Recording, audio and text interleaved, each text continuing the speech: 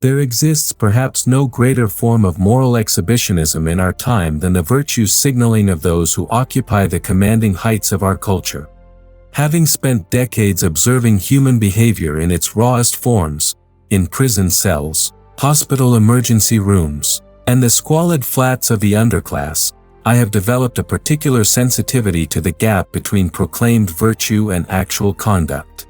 What strikes me most forcefully about our contemporary elites is not their hypocrisy, which is as old as humanity itself, but their systematic elevation of their own moral posturing into a kind of secular religion that demands submission from everyone except themselves. The progressive aristocracy of our age has mastered the art of moral preening while remaining entirely insulated from the consequences of the very policies they champion with such theatrical passion. They speak of diversity while living in homogeneous enclaves, preach about climate change while maintaining carbon footprints that would shame medieval monarchs, and denounce privilege while wielding it with unprecedented ruthlessness. This is not mere contradiction, it is the calculated construction of a moral hierarchy in which the ability to mount the correct piety serves as both shield and sword. Today, I shall examine the psychological mechanisms that enable such systematic self-deception and the devastating impact it has on those who lack the luxury of hypocrisy. Chapter 1: The Anatomy of Elite Virtue Signaling.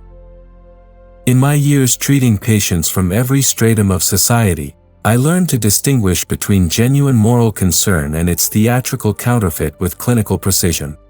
The difference lies not in the nobility of the sentiments expressed, but in the relationship between the speaker's proclaimed values and their willingness to bear personal cost for them. True virtue, I observed, tends toward humility and practical action. Its fraudulent cousin seeks applause and demands sacrifice from others. The modern elite's virtue signaling operates according to predictable patterns that any psychiatrist would recognize as classic displacement behavior. Unable or unwilling to confront the actual sources of social pathology, many of which implicate their own class interests, they instead focus obsessively on symbolic gestures that cost them nothing while providing maximum moral gratification. A wealthy celebrity lectures audiences about climate change while owning multiple mansions and private jets. A tech billionaire advocates for open borders while living behind walls that would impress a medieval fortress. A progressive politician demands gun control while surrounded by armed security that most citizens could never afford. This is not simple hypocrisy, which at least implies awareness of contradiction. Rather, it represents a sophisticated form of moral laundering in which the very extravagance of one's proclaimed concern for humanity serves to justify any personal behavior, no matter how contrary to stated principles. The more passionately one denounces inequality, the more one's own vast wealth becomes evidence of moral superiority rather than complicity. The more ardently one champions the oppressed, the more one's own privilege transforms from a source of shame into a platform for righteousness. I have observed this phenomenon most clearly in the realm of criminal justice, where progressive prosecutors and judges from affluent backgrounds routinely implement policies that they would never tolerate in their own neighborhoods. They speak movingly of restorative justice and the need to address root causes while their own children attend private schools and live in communities where such experimental approaches to criminality are unthinkable. The poor become unwilling subjects in their moral experiments, while they themselves remain safely insulated from any negative consequences. The psychological mechanism at work here is what I call moral arbitrage, the practice of purchasing virtue at wholesale prices through public proclamation while selling it at retail through selective application. It allows the elite to enjoy the psychological benefits of moral superiority without enduring any of the practical costs that genuine virtue would entail. They have discovered that in our therapeutic age, good intentions matter more than good outcomes, and passionate declarations trump practical results. What makes this particularly pernicious is how it corrupts the very language of moral discourse. Words like justice, compassion, and equality become divorced from their traditional meanings and transformed into weapons of class warfare. To question whether elite-favored policies actually help their supposed beneficiaries becomes not a practical inquiry but a moral heresy. The elite's emotional investment in their own virtue becomes more important than the welfare of those they claim to champion. This moral theater serves multiple functions for its participants. It provides psychological absolution for their own privileged positions, transforms their class interests into universal principles, and establishes their cultural authority over those deemed less enlightened. Most crucially, it allows them to avoid the uncomfortable recognition that many of society's problems stem not from insufficient compassion among the masses, but from the elite's own systematic insulation from the consequences of their ideological preferences. Chapter 2: The Psychology of Protected Hypocrisy. The capacity for moral self-deception among the privileged classes represents one of the most remarkable phenomena I have encountered in my psychiatric practice. Unlike the crude rationalizations of the criminal mind, which typically involve straightforward denial or minimization of wrongdoing, elite moral reasoning operates through sophisticated intellectual mechanisms that transform vice into virtue and self-interest into altruism. Consider the psychological dynamics at work when a Hollywood actor lectures ordinary Americans about their carbon consumption while maintaining a lifestyle that generates more emissions in a month than most families produce in a year. The actor does not experience this as hypocrisy because, in his mind, his superior moral awareness transforms his consumption from selfish indulgence into necessary sacrifice for the greater good. His private jets become tools of environmental activism. His multiple homes serve as platforms for raising awareness, and his extravagant lifestyle provides the credibility needed to influence others toward virtue.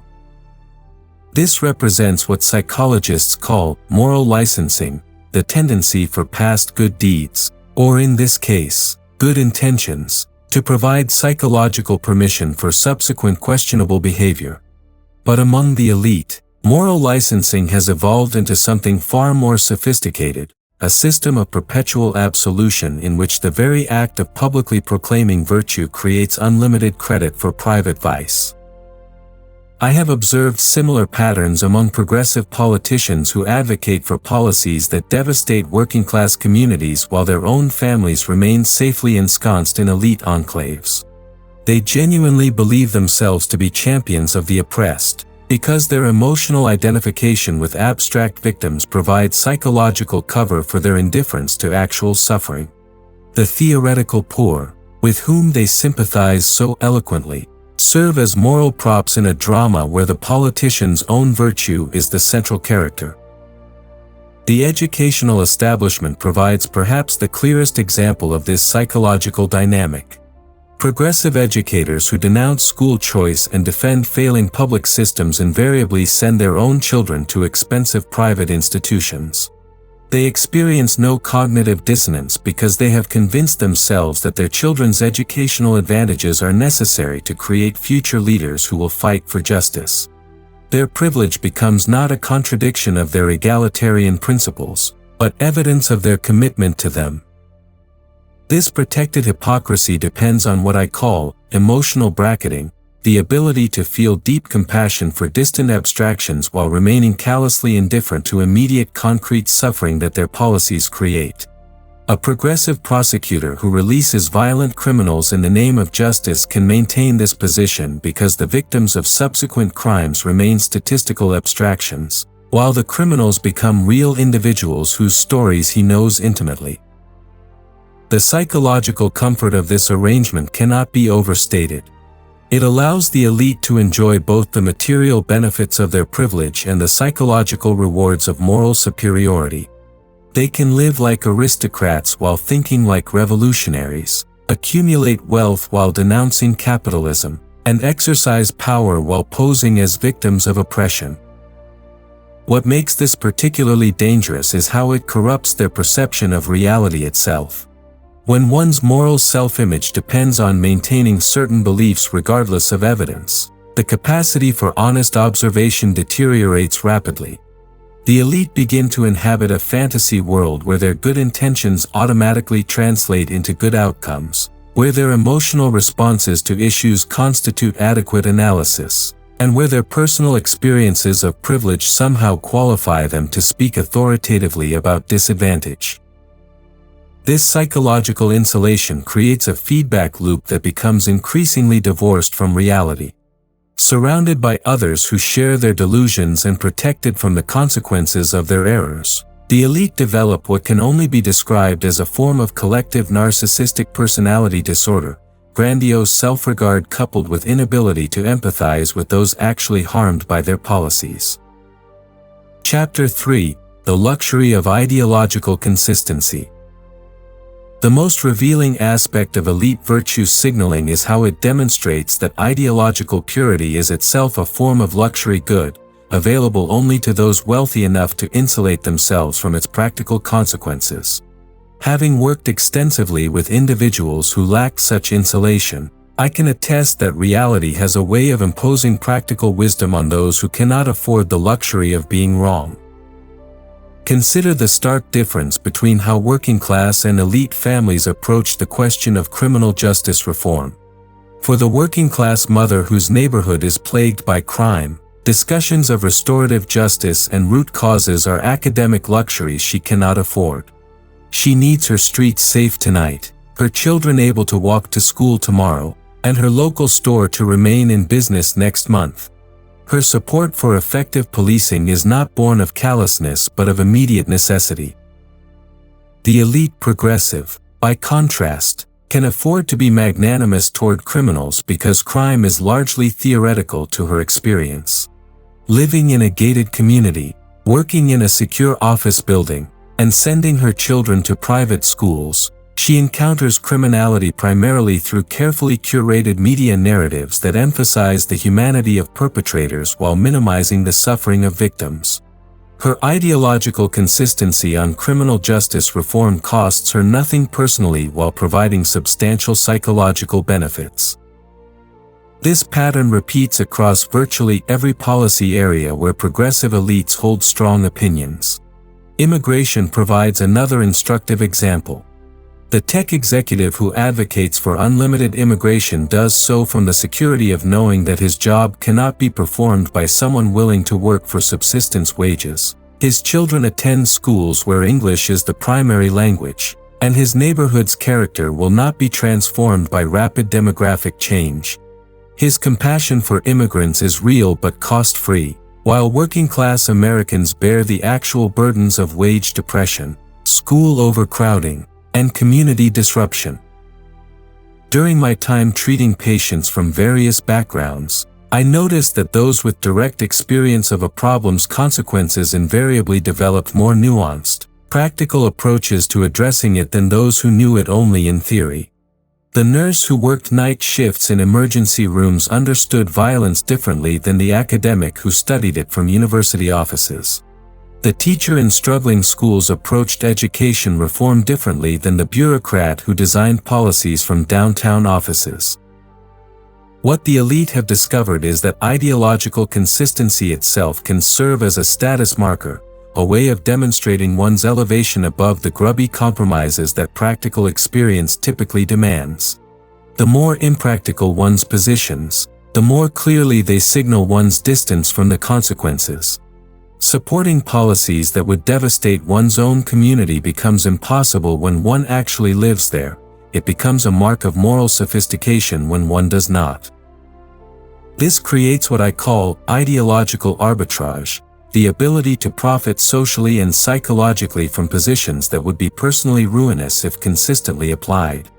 The progressive elite can advocate for policies that increase crime, reduce educational quality, or diminish economic opportunity because they have purchased exemptions from these consequences through geography, wealth, and social connections.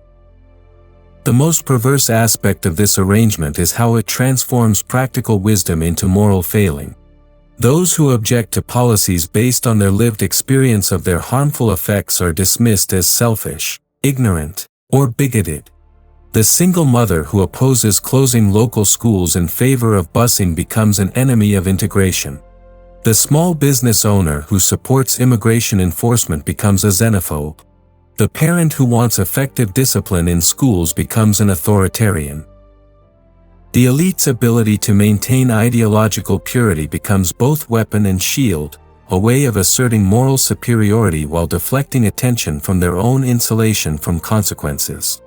They have created a moral economy in which the luxury of being wrong about policy translates into the privilege of being right about morality. I invite you to examine your own assumptions about the relationship between ideological consistency and practical wisdom. Ask yourself, who has more credibility on issues of criminal justice, the academic who studies crime statistics or the shop owner who has been robbed repeatedly? Who better understands immigration policy, the policy analyst or the construction worker whose wages have stagnated? The answers may disturb your assumptions about expertise and authority. Chapter 4: When Compassion Becomes Cruelty. Perhaps nowhere is the gap between elite intention and real-world consequence more devastating than in the realm of what passes for compassionate policy.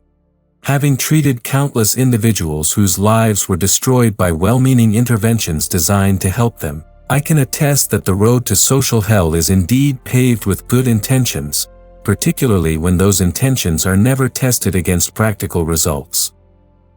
The progressive elite have mastered the art of confusing emotional satisfaction with moral achievement.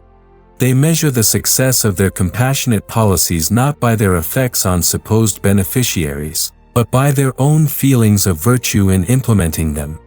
This represents a fundamental corruption of compassion itself, transforming it from genuine concern for others' welfare into a form of psychological masturbation that serves primarily to gratify the giver.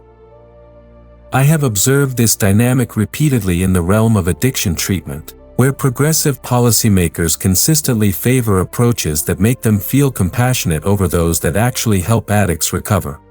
Safe injection sites, needle exchanges, and supervised consumption facilities all provide the elite with opportunities to demonstrate their superior humanity while ensuring that addicts remain permanently dependent on services that elite-connected organizations provide. Meanwhile, abstinence-based programs that actually succeed in helping people escape addiction are dismissed as cruel or unrealistic. The psychology behind this preference is revealing. Policies that enable continued addiction allow the elite to maintain their role as compassionate saviors indefinitely, while successful treatment would eliminate both the problem and their opportunity for virtue signaling.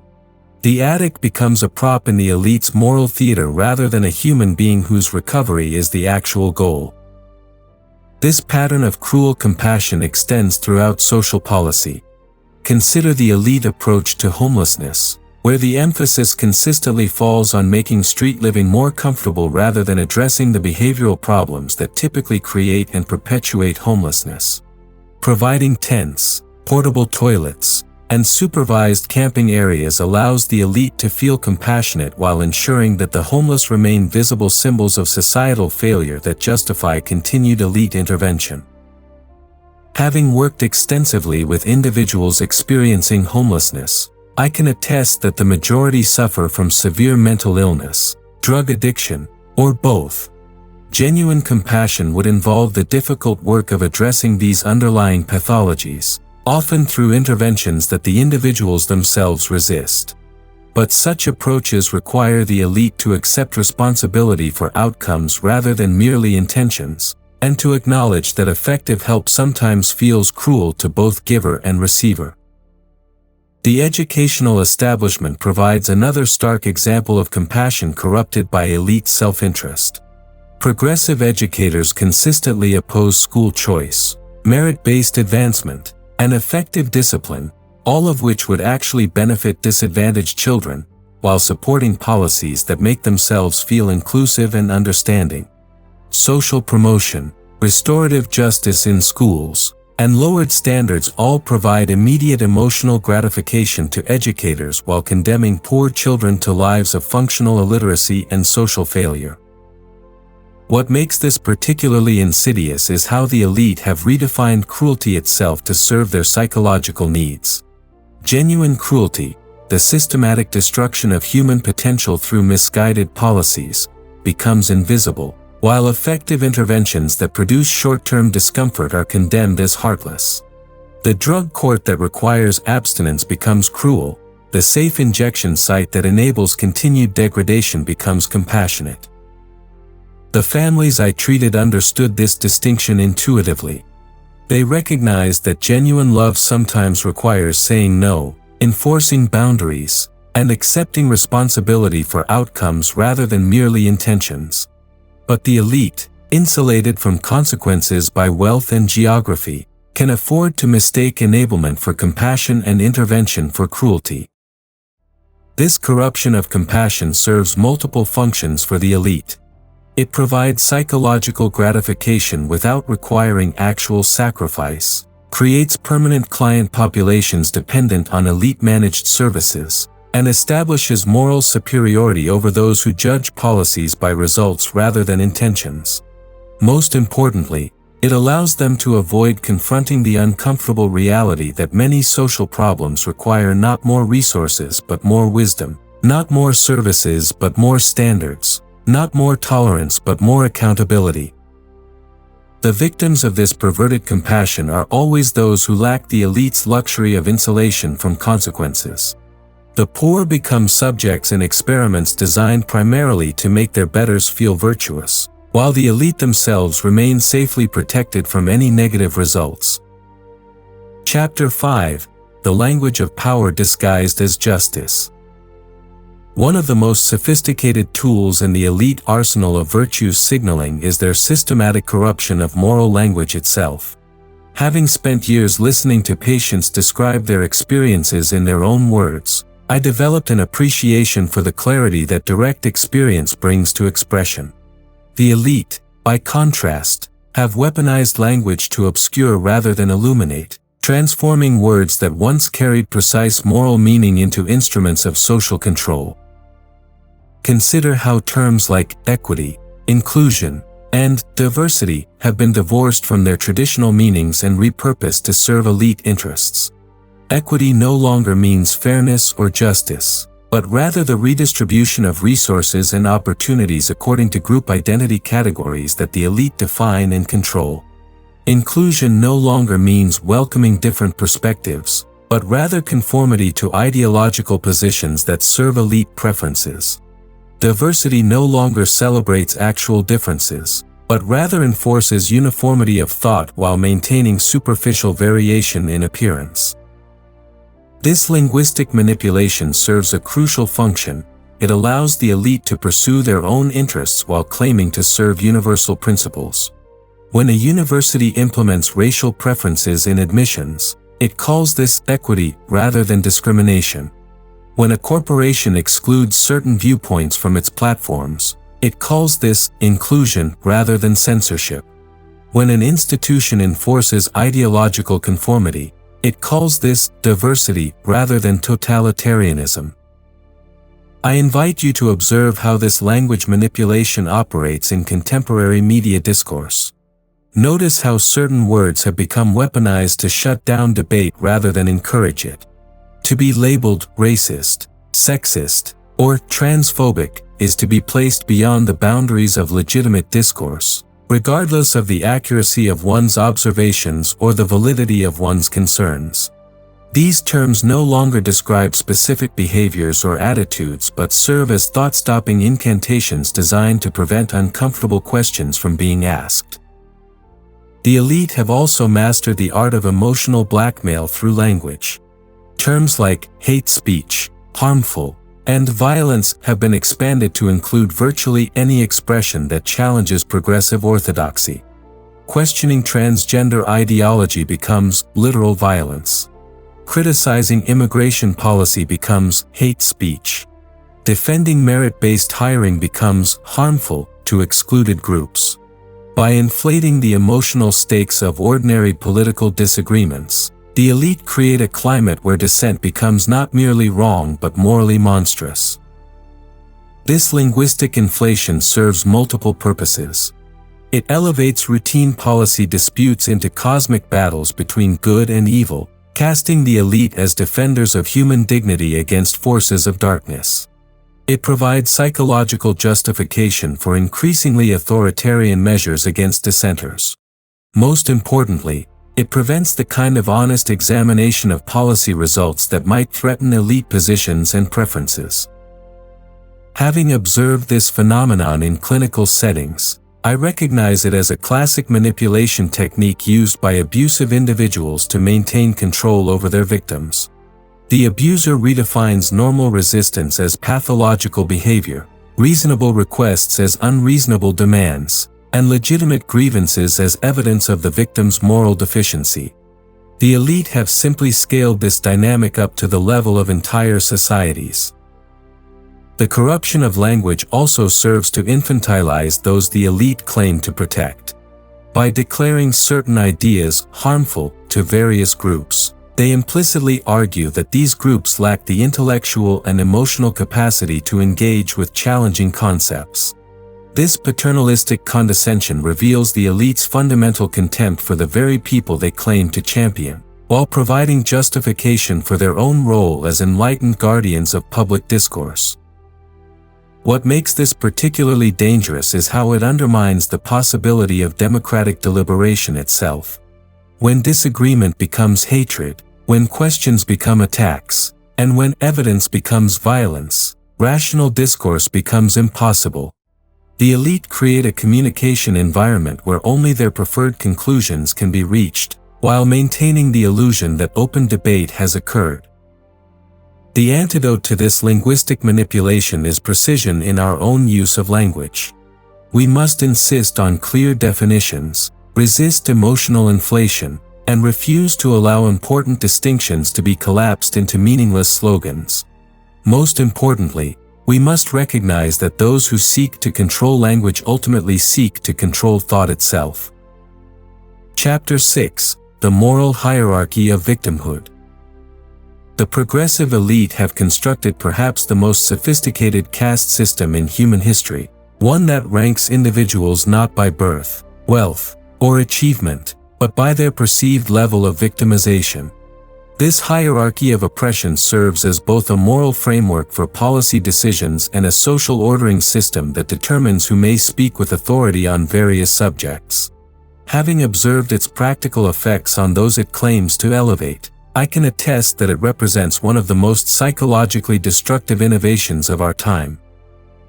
At the apex of this hierarchy sit those groups deemed most oppressed by historical and contemporary circumstances. Their experiences, perspectives, and demands are treated as unquestionable moral truths that others must accept without examination. Any criticism or even analytical inquiry becomes not merely wrong but morally illegitimate, a form of psychological violence that threatens to re-traumatize the oppressed. This system serves multiple functions for the elite who designed and promote it. First, it provides a mechanism for determining moral authority that conveniently excludes traditional sources of legitimacy like experience, expertise, or demonstrated results. A young graduate student who belongs to favored identity categories can override the practical wisdom of someone who has spent decades actually working with the problems in question. Second, it creates permanent client populations dependent on elite mediation for their political and social standing. The oppressed groups cannot speak for themselves in this system. They require elite interpreters to translate their experiences into policy prescriptions and social movements.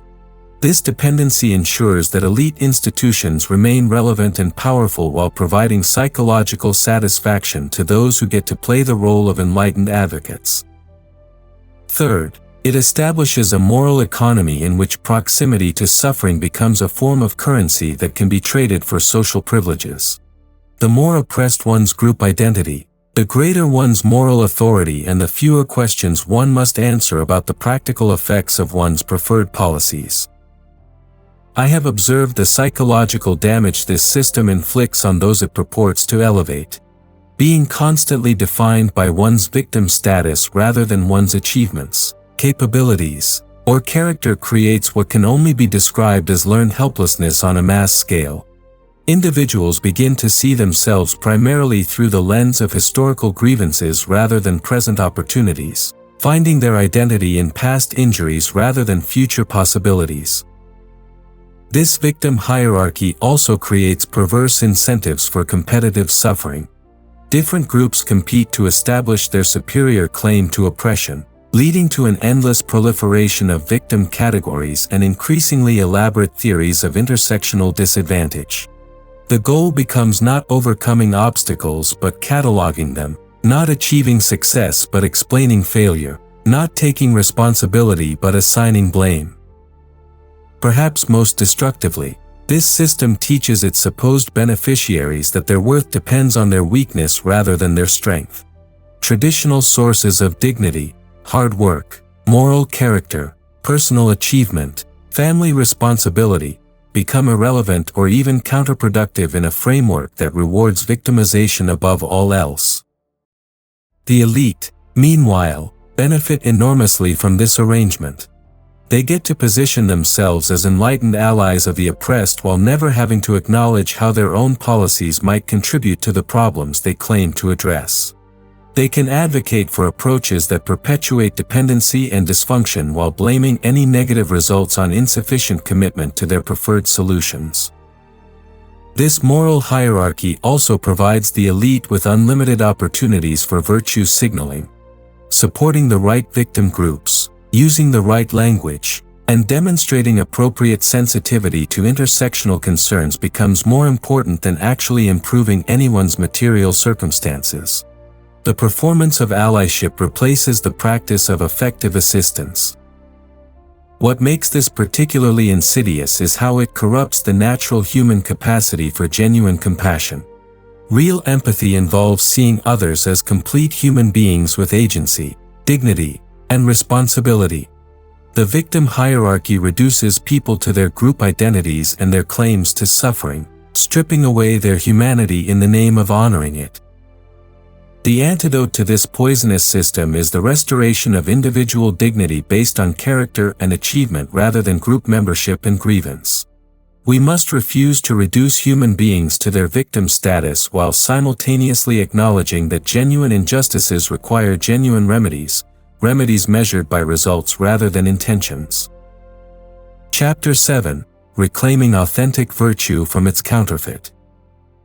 After decades of observing the gap between proclaimed virtue and actual behavior, I have developed certain practical principles for distinguishing authentic moral concern from its theatrical counterfeit. These distinctions matter enormously, because the prevalence of virtue signaling has not merely corrupted public discourse, it has made genuine moral action more difficult by devaluing the very currency of ethical behavior. The first principle is the willingness to bear personal cost for one's convictions. Authentic virtue requires sacrifice, whether material, social, or psychological. The celebrity who lectures about climate change while maintaining a massive carbon footprint demonstrates the hollowness of cost-free moralizing. By contrast, the individual who actually reduces their own consumption, despite the inconvenience, demonstrates genuine commitment to their stated principles. The second principle involves the primacy of results over intentions. Genuine moral actors measure their success by the welfare of those they claim to help, not by their own feelings of righteousness. They remain open to changing their approaches when evidence suggests that their methods are ineffective or counterproductive. The virtue signaler, by contrast, clings to preferred policies regardless of their practical consequences, because abandoning them would require admitting error and sacrificing moral status. The third principle is humility about one's own virtue and skepticism about one's own motives. Authentic moral actors recognize that self-interest often masquerades as altruism and that good intentions can produce terrible results. They subject their own behavior to the same scrutiny they apply to others and remain suspicious of their own moral grandiosity. From my clinical experience, I learned that those who had actually overcome significant obstacles or achieved meaningful reform in their lives rarely spoke about it with the evangelical fervor that characterized elite virtue signaling. Real change is difficult, incremental, and often invisible to outside observers. It requires sustained effort over long periods without external validation or recognition. The practical implications of these principles extend far beyond individual behavior to the realm of policy and social organization. Authentic reform efforts focus on changing systems and incentives rather than merely expressing disapproval of current arrangements. They seek to understand why existing problems persist despite previous reform efforts, rather than assuming that insufficient compassion or awareness explains continued difficulties. In the realm of criminal justice, authentic reform would involve careful study of what actually reduces crime and recidivism, regardless of whether these approaches conform to progressive preferences about rehabilitation versus punishment. In education, it would mean implementing policies that actually improve learning outcomes for disadvantaged children, even if these policies seem harsh or unfair to elite sensibilities. Most importantly, authentic virtue requires accepting responsibility for the foreseeable consequences of one's preferred policies, not merely their intended effects. The progressive prosecutor who releases violent criminals bears moral responsibility for subsequent crimes, regardless of his good intentions. The educator who opposes school choice bears responsibility for trapping poor children in failing schools, regardless of her egalitarian principles. This accountability standard would revolutionize public discourse by forcing policy advocates to defend their approaches based on results rather than motivations. It would also reduce the appeal of virtue signaling by making moral posturing personally costly for those whose policies fail to achieve their stated objectives. The restoration of authentic virtue also requires rebuilding institutions that can transmit moral wisdom across generations without corrupting it for political purposes. Traditional institutions like family, religious communities, and civic organizations provide frameworks for moral development that emphasize character formation over ideological conformity. These institutions succeed because they create environments where virtue must be practiced rather than merely proclaimed, where hypocrisy becomes immediately visible to those affected by it, and where moral authority derives from demonstrated character rather than theoretical knowledge or fashionable opinions. The ultimate test of any moral system is whether it produces human flourishing among those it claims to serve. By this standard, the virtue signaling of our elite classes has failed catastrophically, creating dependency where it promised empowerment, division where it promised unity, and cynicism where it promised inspiration. We must choose between the comfortable fiction of cost-free virtue and the demanding reality of authentic moral action. The choice will determine not only our own character but the kind of society we leave to future generations. Conclusion. The virtue signaling epidemic among our elite classes represents more than mere hypocrisy. It constitutes a systematic corruption of moral discourse that threatens the foundations of democratic society itself. When good intentions become more important than good results, when emotional satisfaction substitutes for practical wisdom, and when moral posturing replaces genuine sacrifice, we lose the capacity for the honest evaluation that effective governance requires. The tragedy is not merely that the elite pursue policies that harm those they claim to help, though this damage is real and extensive. The deeper tragedy is how their moral theater has debased the very concept of virtue itself, making authentic moral action more difficult and less recognizable. When virtue becomes a performance rather than a practice, when compassion becomes a luxury good available only to the wealthy, and when justice becomes a weapon rather than a standard, we lose the shared moral vocabulary that civilization requires. Yet there remains hope in the human capacity for recognizing authentic virtue when we encounter it.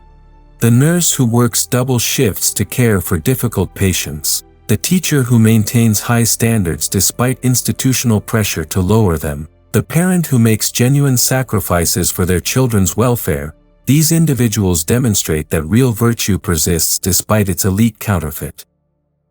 The path forward requires intellectual courage, the willingness to judge policies by their results rather than their intentions, to hold moral leaders accountable for the consequences of their actions, and to resist the comfortable delusions that virtue signaling provides.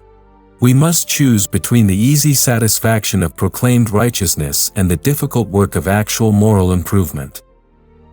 The stakes could not be higher. A society that cannot distinguish between authentic and counterfeit virtue will inevitably choose policies that feel good over those that do good, leaders who speak beautifully over those who act effectively, and principles that sound noble over those that actually work. The choice is ours, and the time for choosing is now.